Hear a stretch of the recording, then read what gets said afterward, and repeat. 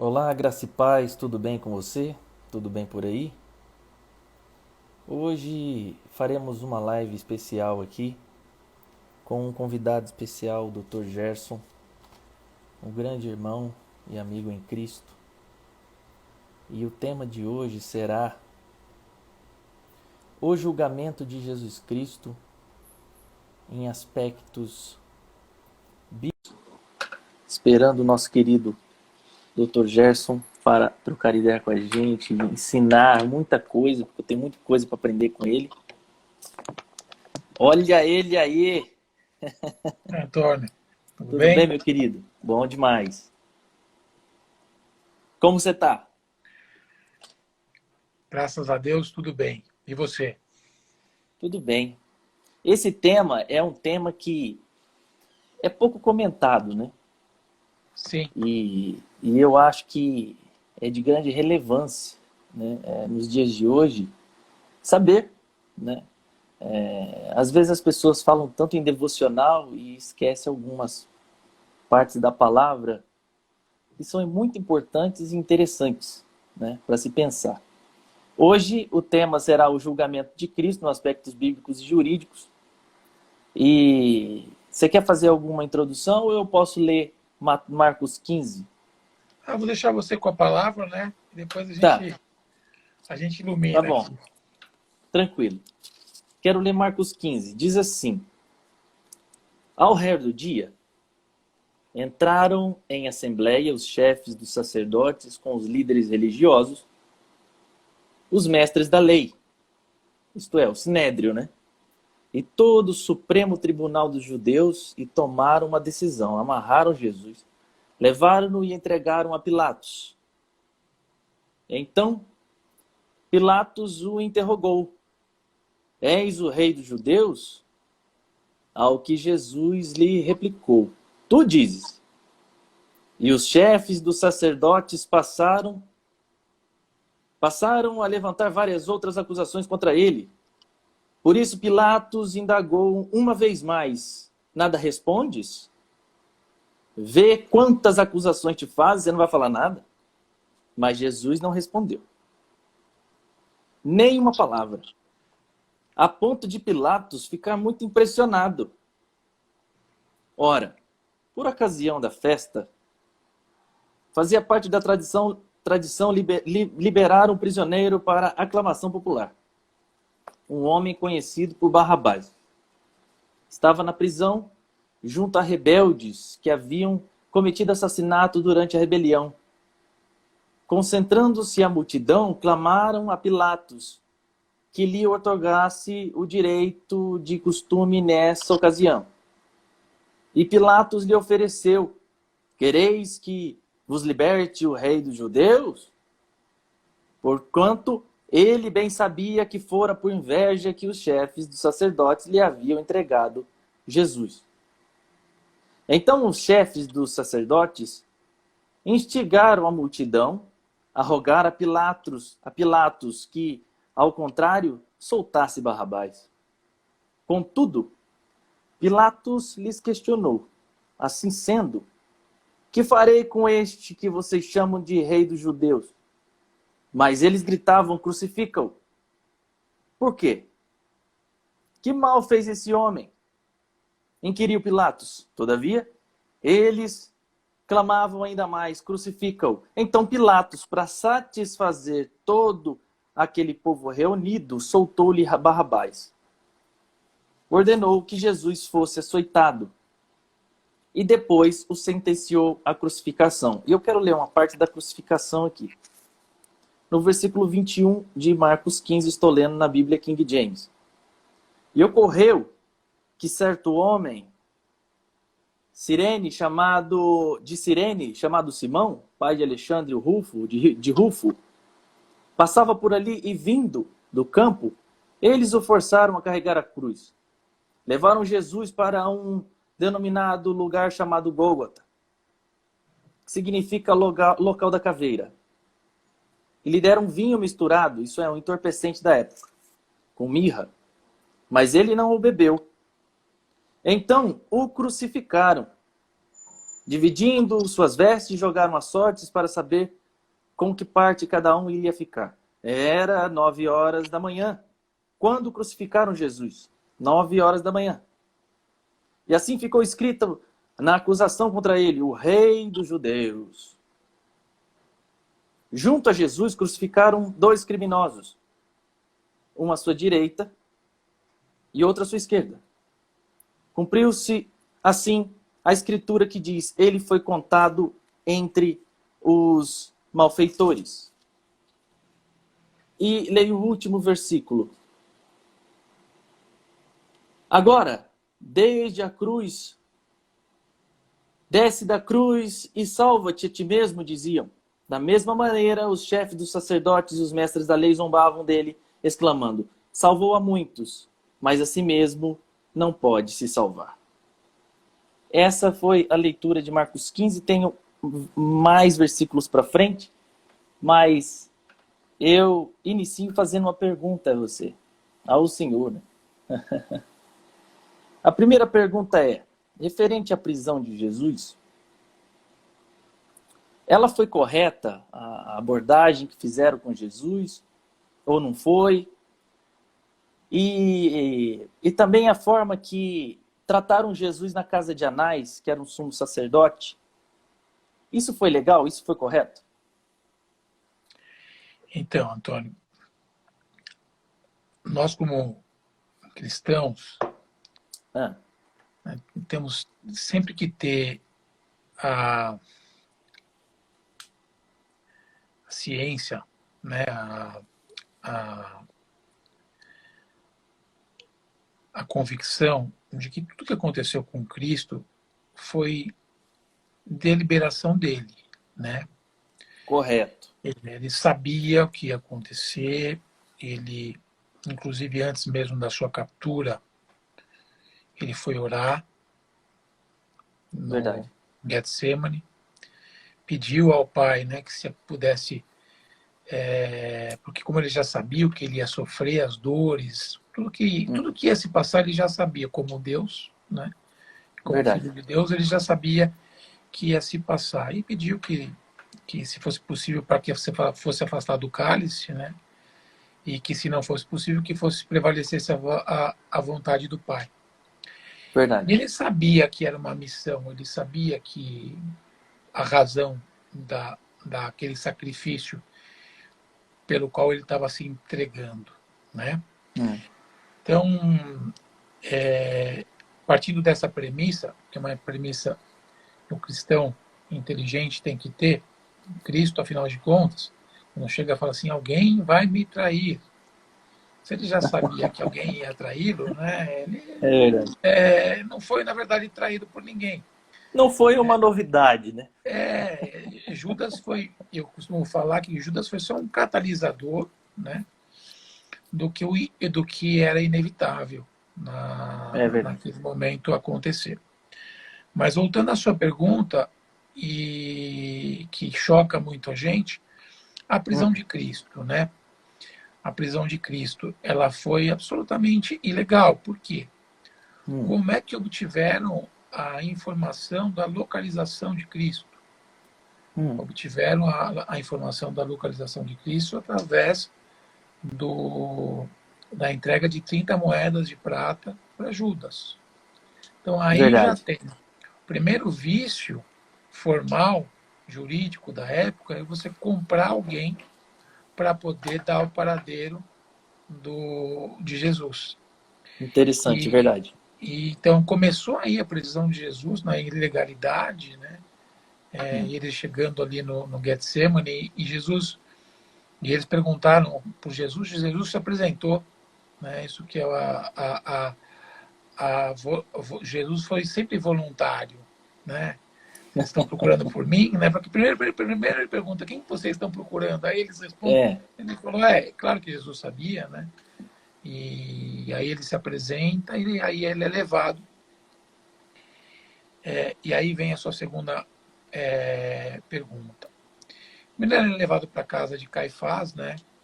E ele é levado à noite, numa quinta-feira à noite. E durante a noite ele já é açoitado. Hum. no Sinédrio. E o Sinédrio nada mais é do que a união dos sacerdotes, né, para julgamento. Só que essa reunião dos sacerdotes para julgamento, ela tinha que ser, de dia, não podia ser feita à noite, mais uma ilegalidade aí, né? Isso Por é isso, válido nos dias de hoje também ou não?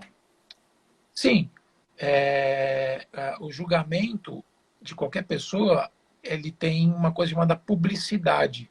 Hum. Ele tem que ser tomado público.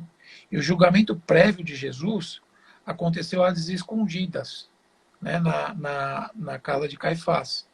Depois, pela manhã, ele foi para a casa de Anás, e de Anás ele foi entregue aos romanos, mas ele já tinha sido açoitado a noite inteira. Ele E passou por durante. dois julgamentos, ou não? Ele passou, na verdade, ele passou por um julgamento e o outro ele foi Ah, tá. meio que Tá. colocado numa situação. Para mim, o segundo não foi julgamento, para mim, o segundo rifaram Jesus, né? Porque É verdade. É verdade. ele já estava julgado pelos judeus, né? Dentro daquele julgamento não tão ortodoxo como Uhum, deveria ser, né? uhum. Jesus ele não teve testemunha contrária a ele. Os discípulos chamados a testemunhar a favor dele se omitiram, né? Pedro negou a Jesus, né? Pedro poderia ter falado Caiu não, fora. não é bem assim, não é assim que foi a história, tal. É. E a todo momento Jesus querendo fazer um direito o uso de um direito que hoje todos nós temos, que é o direito do silêncio, Uhum. as pessoas e os sacerdotes que o perguntavam toda hora, mas és mesmo filho de Deus, és mesmo filho de Deus e és mesmo Cristo? E uma hora ele respondeu, sou. Às vezes ele respondia, tu o dizes, né? Mas uma hora, quando perguntado diretamente, até porque ele não podia negar isso, ele disse para os sacerdotes, sou o Cristo, né? E essa frase, sou o Cristo, o condenou perante os sacerdotes judeus. Veja bem, se Jesus tivesse negado que ele se autoproclamava Cristo, ou que ele era Cristo, ele teria se livrado da condenação.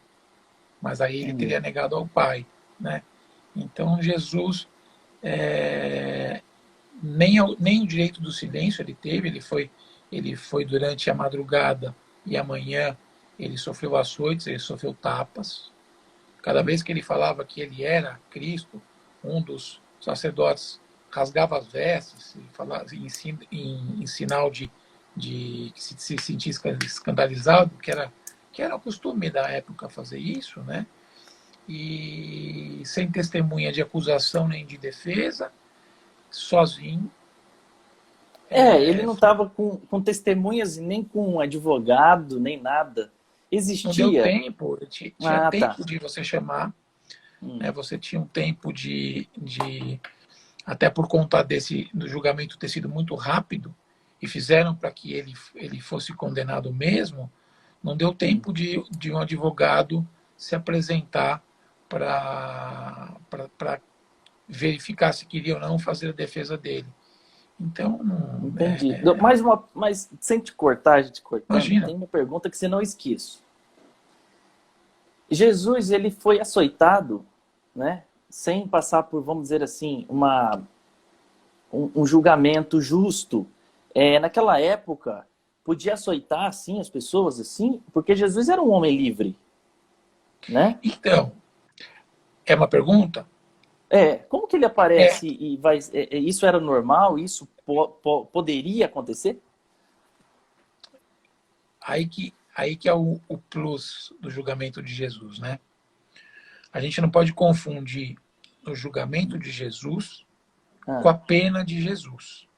tá. E durante o julgamento de Jesus, que foi feito no Sinédrio, com os Certo, sacerdotes, sumos sacerdotes, ele certo. apanhava, inclusive vendado, ele Verdade. apanhava, ele tomava tapas no rosto, socos. Então, durante o julgamento, ele foi torturado. Não foi depois. Aí, a paixão de Cristo, que depois, quando ele vai para o Calvário, ele leva a cruz, ele sofre os açoites, aí, por determinação do governador, né, da região, é uma outra coisa, aí é pena. Mas durante o julgamento, Jesus apanha, sofre açoites, é hoje como se ele fosse torturado. Entendi. Em relação a Pilatos, né? Pilatos, por exemplo, ele tenta 4 evasivas, ao que eu vejo, né? Ao que parece, pelo que eu observo, talvez você faça outras ressalvas, mas parece que Pilatos ele não vê como crime o que está acusando Jesus, porque Jesus foi acusado de blasfêmia, né? Segundo a visão religiosa, ao que vejo. E ele tenta 4 evasivas para inocentar Jesus. Ele estava tentando inocentar Jesus? Porque a primeira evasiva, por exemplo, ele enviou a Herodes, aí Herodes mandou ele de volta. A segunda evasiva, ele apelou para o povo. E a terceira evasiva, ele falou, eu vou mandar açoitá-lo. E ele falou, não, mata ele. E na quarta evasiva, Pilatos, ele lavou as mãos. Então a pergunta é, Pilatos tentou inocentar Jesus ou não? A primeira medida não foi uma evasiva. A primeira medida foi uma que a gente chama em Tá, direito estou seguindo a sua ordem, tá? tá bom, tudo bem. De conflito negativo de competência. Então Pilatos fala: eu não sou competente para julgar Jesus. Quem é Entendi, competente é Herodes. Aí Herodes fala assim: não, eu entendi. não sou competente. Quem é competente é Pilatos. Então Jesus vai É, de um para outro, de outro para outro, e acaba voltando para Pilatos. Então há um conflito negativo de competência aí, trazendo para os dias de hoje. O que acontece? Pilatos ele tinha o que os judeus da época não tinham para o que Jesus estava sendo, para que Jesus estava sendo acusado. Pilatos tinha o que em direito romano a gente fala ius gladi. Ele tinha poder de morte. Ele podia determinar que alguém fosse morto em morte de cruz, né? E os sacerdotes judeus da época, eles resolveram acusar Jesus perante Pilatos de sedição e incitar o povo, de não pagar imposto e de se proclamar rei, né? Que seria se igualar ao imperador. Então, esses seriam os crimes que tentavam imputar Jesus frente a Pilatos. E Pilatos não encontrava que Jesus fosse culpado. Por isso, a tentativa dele de escolham libertem outro, né? Aquela que fica Jesus ou Barrabás, e aí libertam Barrabás, isso. e Jesus É, vai ser crucificado. Enfim, eu acho não, tenho uma convicção que a morte de Jesus, o sacrifício de Jesus, melhor dizendo, não tinha para onde correr, né? Para onde Pilatos quisesse correr, e alguma circunstância levar para o final que para a gente que ama Jesus muito, é um final triste. Mas quem espera 3 dias depois é um final feliz, né? A gente sempre, amém. quando assiste o filme da crucificação, eu Hum. quero que não aconteça.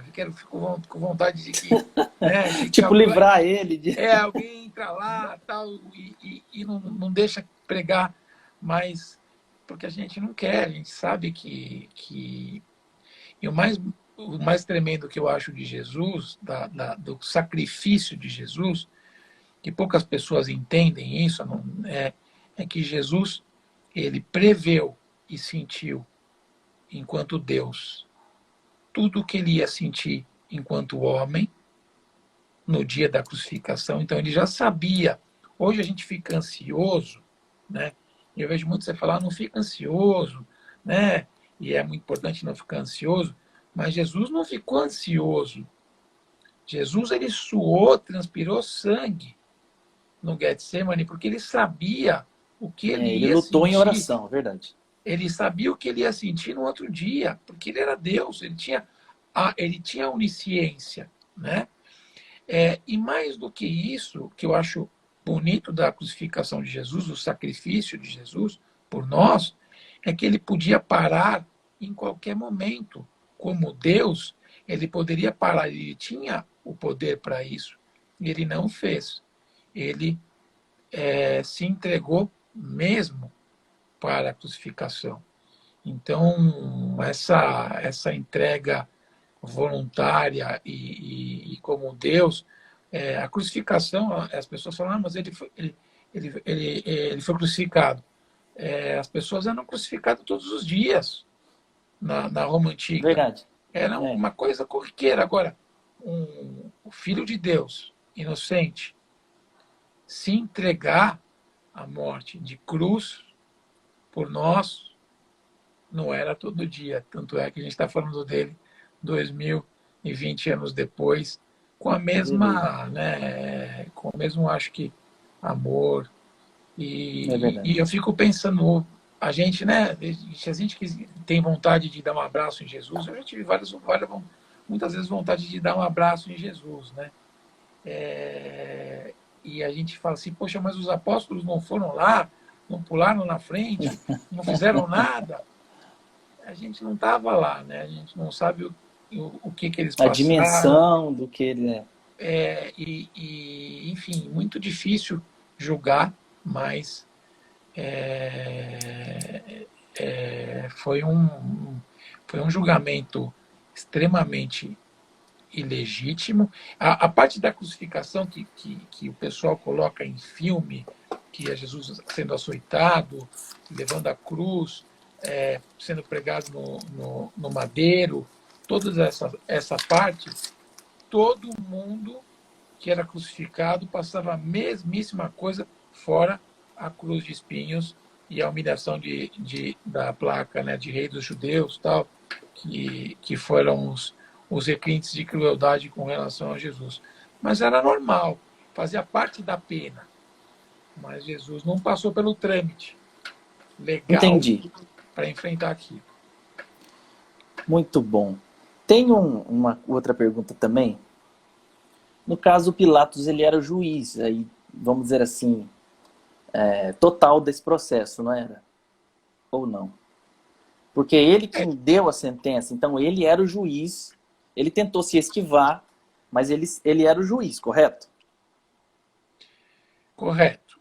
Assim, Correto. Humanamente dizendo. Porque se a gente entrar vamos dizer assim, em outras consciências espirituais, né? Depende, que se usa muito esse termo. Mas a pergunta é, no caso, Pilatos cedeu à voz do povo, né? E tu acha que ele negou a essência da justiça? Você acha que, assim, friamente dizendo, ele negou a essência da justiça? Ele não foi, vamos dizer assim, justo? Ele ouviu a voz do povo? Isso é uma coisa que... como que você vê isso? Antônio, eu acho que, primeiro, para você negar a essência da justiça, você tem que ser essencialmente justo, né? Eu não vejo Pilatos na história como uma pessoa justa, né? Ele não é nenhum paradigma de justo. Até porque o que a gente fala muito do lavar as mãos, né? Certo. Lavou as mãos, ele está querendo tirar a responsabilidade dele de uma coisa que ele tem total responsabilidade. Ele temia muito por ele temia muito pela paz naquela época de Páscoa. Se ele não crucificasse, ele falava assim: se eu não fizer o que o povo está pedindo, isso aqui vai É, virar um caos, etc. Então ele temia pela falta de tranquilidade dele. Ele não estava preocupado em fazer justiça. Ele estava preocupado em manter o status quo. Para ele era mais um que ele estava mandando para o Calvário. E sem saber, é claro que ele tinha. Todo mundo que interagiu com Cristo, acredito eu, e pelo que a gente hum, lê das Escrituras, não hum, ficou igual, nunca mais. Né? É claro que ele tinha percepções, e até vejo que é por conta dessas percepções, que ele tentava, mesmo que inconscientemente, livrar Cristo daquele problema. Porque ele entendi. sabia o que ele estava fazendo. Ao mesmo tempo, ele, ele entregou para o povo, como você bem falou, que clamava, né? A voz do povo, esse jargão popular é um jargão popular é um jargão bobo, né? Que a voz do povo é a voz de Deus. Voz de Na verdade, Deus, é. a voz do povo não é a voz de Deus. A voz do povo, É verdade. ela raramente vai expressar a vontade de Deus, mesmo porque os pensamentos dele não são os nossos, né? E a gente não Verdade. tem como Aleluia. exprimir nem como em palavras o que Deus pensa, né? Nem pensar o que Deus pensa, e o quiçá dizer o que Deus diz. Então a voz do povo nunca será a voz de Deus. Pelo menos eu penso assim. Está correto, Mas ele concordo. cedeu a voz do povo. E Ele não foi cedeu. justo. Não foi justo. Ok. Essa resposta foi muito boa. Interessante que no livro de João, de 1 de João, capítulo 2, diz que nós não devemos viver no pecado. Mas se nós pecarmos, nós temos um advogado. Jesus o justo. Jesus, ele é o Senhor e ele é advogado. Né? Ele advoga a nossa causa, correto? Advogado por Interessante. excelência. É. Interessante que ele tinha todas os argumentos, né? Ele tinha todo o poder. E mesmo assim, ele se entregou. Você falou uma coisa que me chamou muita atenção. Você falou que ele se entregou, e é verdade. Porque o salário do pecado é a morte. Jesus não tinha pecado, ele não ia morrer. Né? Ele se entregou. E é essa a palavra que eu acho que você falou agora, que realmente tocou muito meu coração, e que é claro isso na palavra. Ele se entregou por nós. Queria fazer só um comentário que me veio à mente, que Jesus morreu na cruz não para encobrir o nosso pecado como a lei do Antigo Testamento, correto? Ele veio para apagar, perdoar, né, o nosso pecado e nos salvar. Lá em Gênesis, morre um animal porque Deus faz roupa para o ser humano, para Adão e Eva. Porque eles sentem vergonha. Eles não tinham vergonha de Deus. Eles começaram a ter noção do bem e do mal e colocar folhas, né, de figueira ou folhas, porque eles sentiam vergonha. Diz a palavra em Gênesis que Deus fez roupas, fez vestes a Adão e Eva. E então, para existir perdão de pecados, é necessário que exista derramamento de sangue, em Hebreus diz isso, correto? Sim. Então, observando dessa maneira, tu acredita que culpar os judeus e culpar os romanos é errado, porque foi feita a vontade de Deus, mas assim também essas pessoas, elas carregam culpa por isso ou não? Porque existe aquela frase também, eu acho que atirei pedra na cruz. Então, a pergunta é essa, os judeus e os romanos têm culpa nisso ou não? Você quer saber minha opinião? Sua opinião, tá? Sua opinião. Então vamos lá. Primeira coisa, você falou uma coisa que a gente tem que levar ao pé da letra, né? Jesus não se defendeu, né? Jesus Isso. não teve defesa. a gente só precisa se defender daquilo que a gente é culpado. Jesus foi morto inocente, ele foi crucificado inocente, ele foi imolado inocente. Ele tinha todos os argumentos? Tinha, mas ele precisava usar? Não, ele não era culpado de absolutamente nada.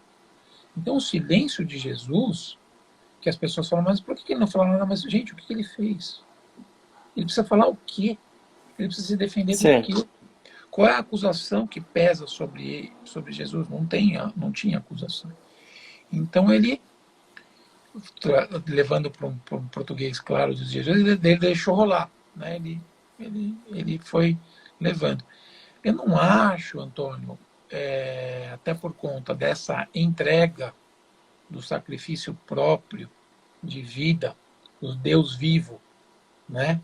Que se sacrificou por nós, seria muito pequeno colocar a culpa disso no povo A ou no povo B, né? Os protagonistas desse sacrifício casou de ser o povo judeu, que Jesus era judeu, né?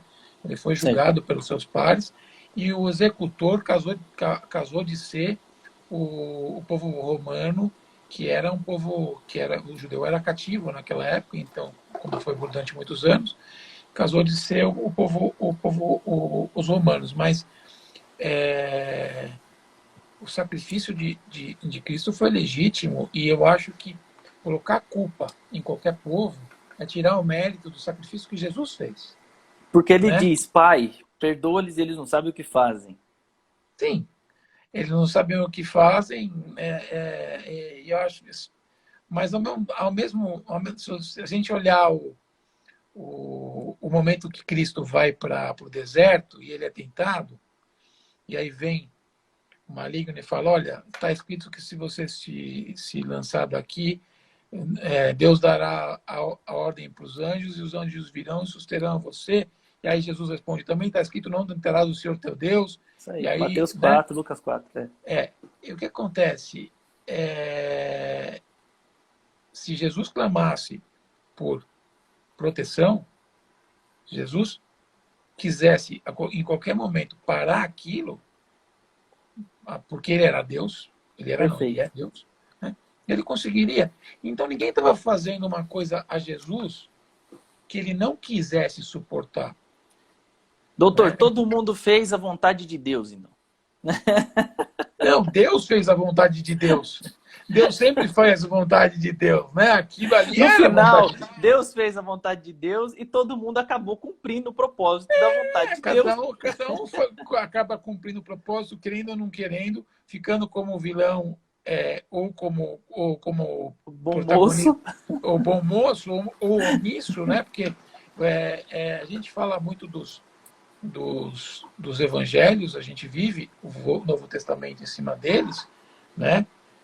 Claro que tem muitas frases e palavras e parábolas que Jesus nos deixou, mas muitos são testemunhos dos apóstolos, e nenhum desses apóstolos que hoje a gente cita foi lá e fala, estão machucando o mestre, né? Isso é verdade.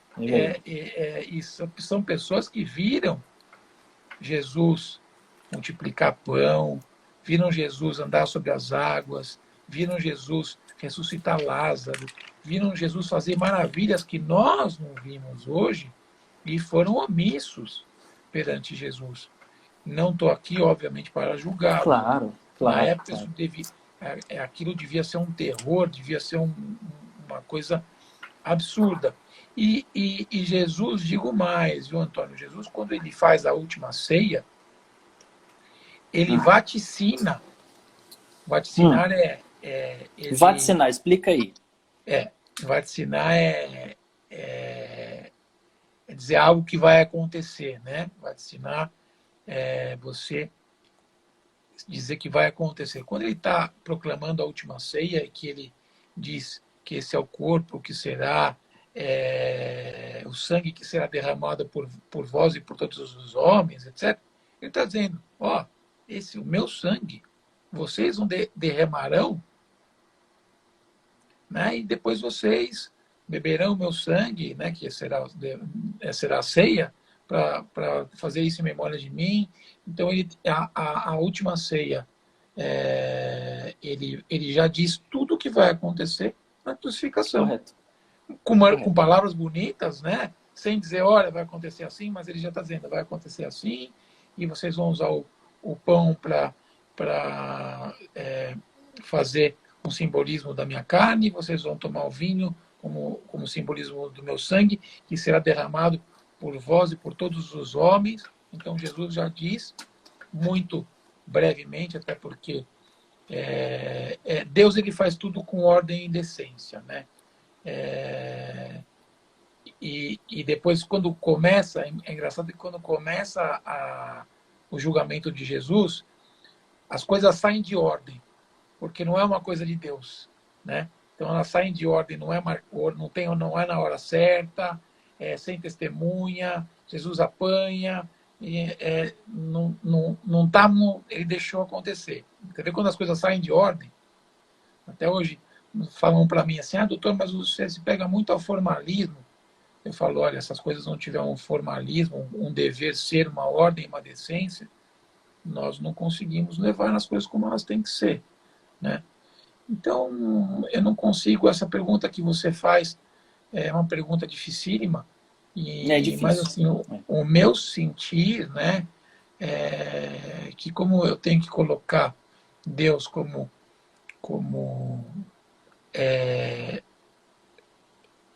todo-poderoso e criador de tudo que existe na Terra, verdade. Soberano, né? A gente não queria que fosse assim, a gente não queria que ele sofresse o que ele sofreu, mas se não fosse preciso cumprir esse propósito, Deus teria poupado, né? E teria, não foi ninguém. E eu acho isso interessante também. Não tem ninguém.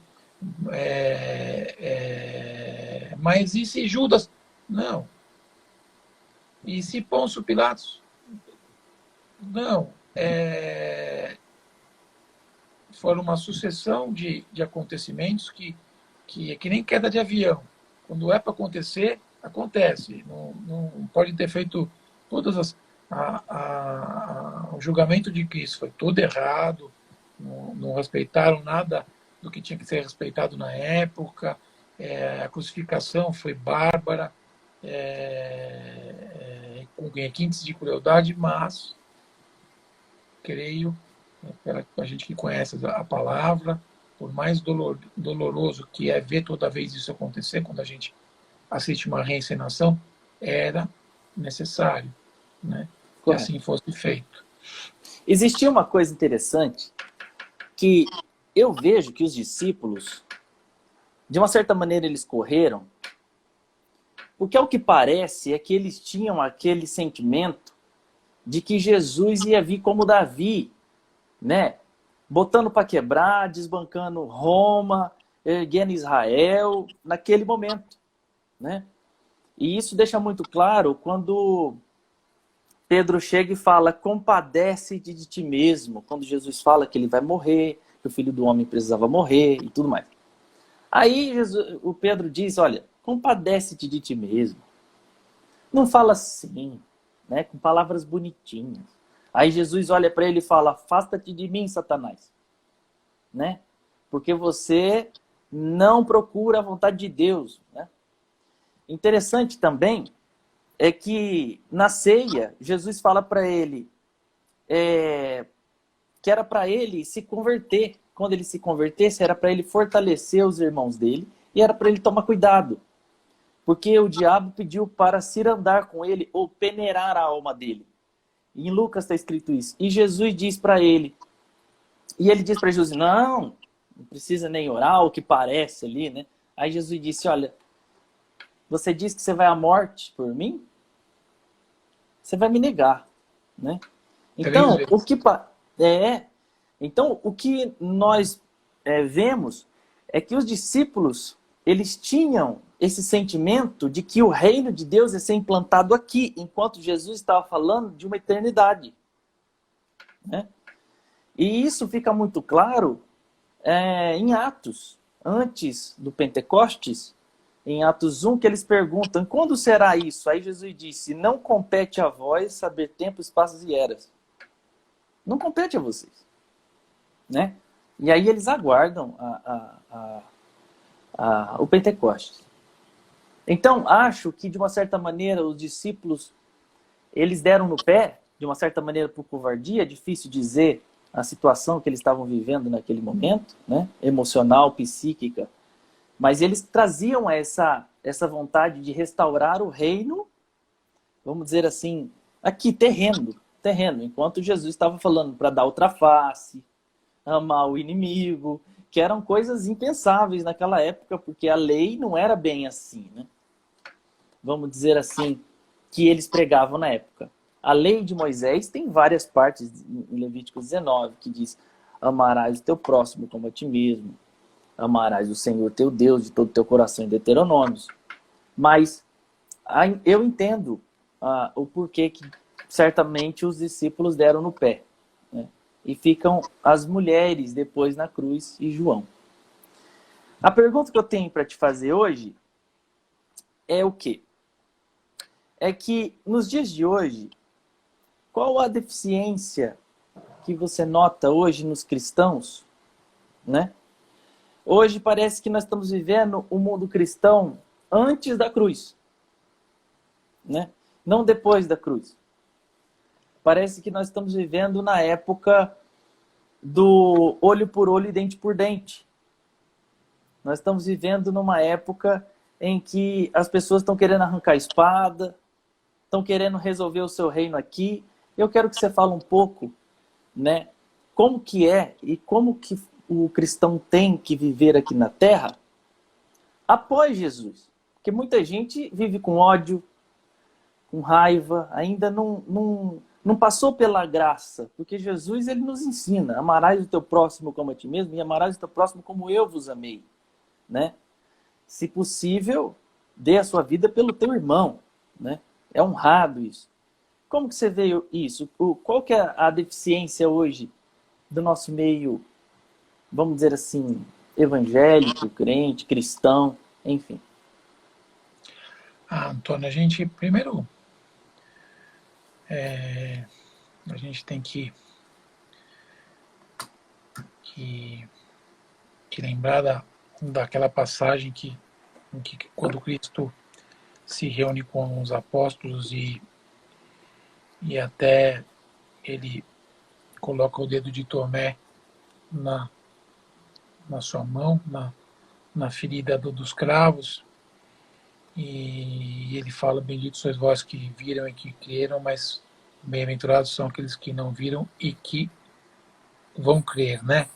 Que somos nós, 2000 anos depois, acreditando e professando a fé de um homem que mudou, que veio para mudar o mundo, não só o mundo carnal, mas principalmente o que as pessoas não percebem é que Jesus mudou o jogo espiritual.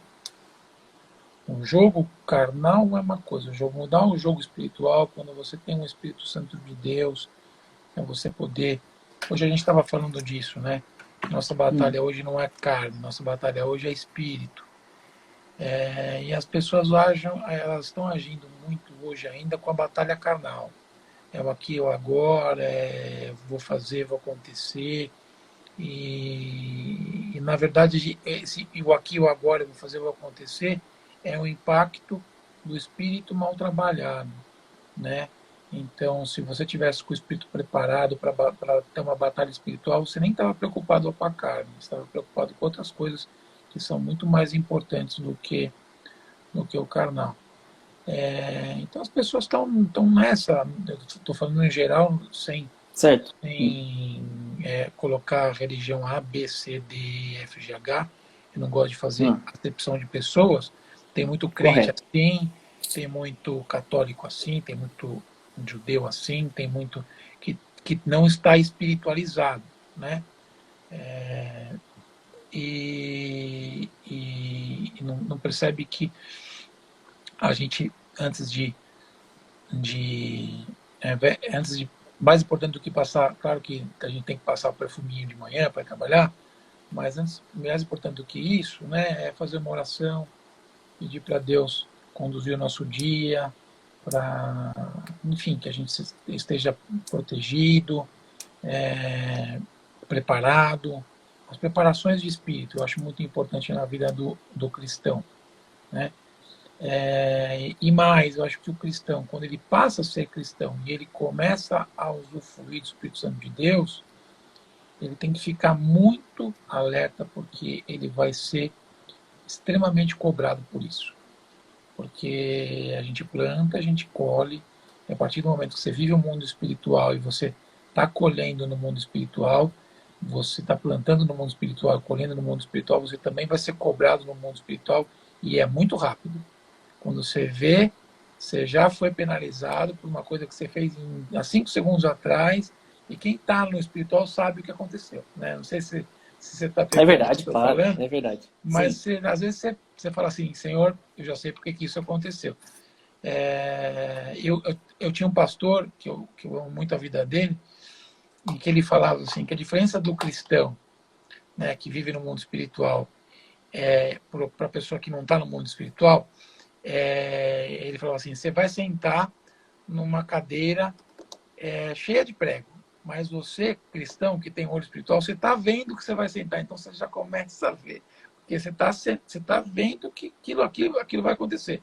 Quem está na ignorância e acaba sentando na cadeira de prego e nem percebe, porque está passando batido o que está acontecendo no mundo espiritual e, e, e passa batido. Agora, tocando no nosso povo, né, não gosto de falar no nosso povo, porque nos evangélicos, a gente está passando por muitas igrejas, muitas pessoas que estão fazendo, acho que um dos maiores pecados, inclusive escrito na Bíblia, que é escandalização da obra, né? Tem muitos pastores, tem muitos líderes religiosos que estão escandalizando a obra. E isso está desviando muita gente da fé. Então, o que você está fazendo com o seu tempo, o que eu vejo você fazer com o seu tempo, de tirar 2, 3 horas ao dia para colocar mensagens do Evangelho para as pessoas. Eu muitas vezes já me recorri disso, socorri disso e falei para você, né? Foi. Eu abro Glória a o Deus. Instagram, leio uma mensagem e falo para você, Antônio, naquele momento você foi usado por Deus para falar comigo. E às vezes é um momento que você tira de fazer o seu lazer, tira de fazer alguma coisa que, não que você goste, mas que eu vejo que você faz isso com muita alegria, né? E a gente Amém. tem que servir a Deus com alegria. Mas no começo eu tenho certeza que não foi fácil, né? Não. Mesmo porque existe a batalha espiritual da gente começar a fazer a coisa.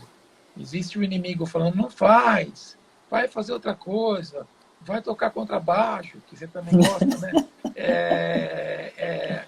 Enfim, a gente gosta de coisas aqui da Terra, mas e eu vejo você hoje dando primícias, desde madrugada, a coisas do espírito e usufruindo as coisas não mundanas, terrenas, são coisas Terrenas, claro. diferentes. É Né? verdade.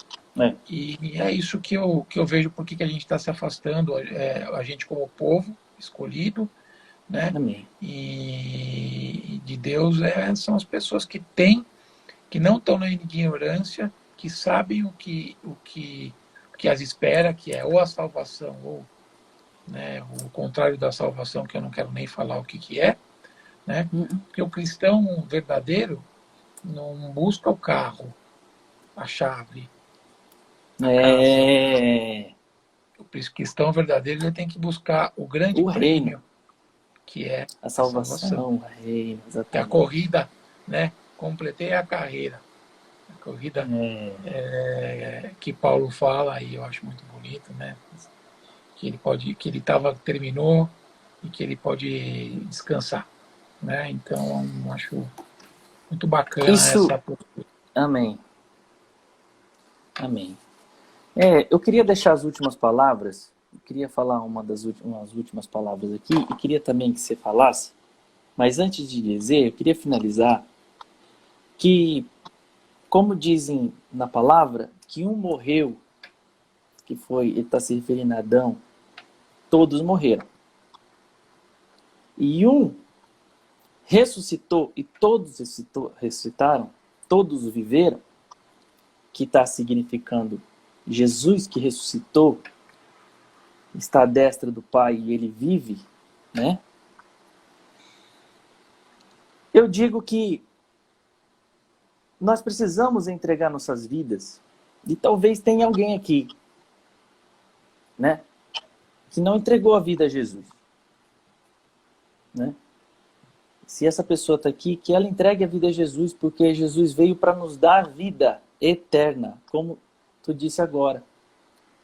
A nossa vida aqui na Terra não é só para conquistar bens, mas a maior de todas as bênçãos e a promessa de Deus é a salvação, né? Pela graça sois salvos. Então, o que eu deixo aqui, a última palavra, é que receba Jesus, né, como o único Senhor Salvador. Ele perdoa, Ele cura e Ele salva. Você quer deixar umas últimas palavras, meu querido? Quero sim. Eu queria dizer para o irmão que está ouvindo essa palavra, que vai à igreja domingo, que fica com vergonha de ir lá aceitar a Cristo como seu único e fiel Salvador na frente, Amém. no púlpito, que eu demorei 25 cultos para ter esse passo de fé. E eu sempre achava que não era comigo. E sempre era mesmo? Comigo. Sempre era comigo. Então, não tenham vergonha de Deus. Não tenham vergonha de falar de Deus. Quando a minha mãe foi recolhida, usando muito o que a gente está falando agora, não tenho vergonha de confessar Deus perante as pessoas, que é muito importante isso. Às vezes eu estou numa reunião, e isso já aconteceu mais de uma vez, e eu estou na reunião e as pessoas começam a falar mal de crente, no meio da reunião, e Jesus fala no meu coração: você vai falar que você é crente agora, daqui a pouco ou daqui a um segundo? Aí eu falo: olha, eu queria dizer que eu sou evangélico também. Aí o cliente faz assim, né? Falo: mas não fala mais assim do povo de Deus. E o cliente para de falar. Então, muitas vezes eu sou chamado a falar, a repetir esse meu testemunho de fé. Enfim, é isso, irmãos. Vamos nos unir. Nós estamos passando por um momento aí que não é um momento. A nossa vida é uma vida de aflição, né? É claro que a gente tem que viver com alegria. Um cristão vive com alegria, com júbilo. É difícil ver o Antônio com cara triste. Está sempre sorrindo. Está sempre falando para a gente ter ânimo. E aí eu procuro me escorar nele para ter ânimo também. E aí alguém se escora em mim e a gente vai se ajudando.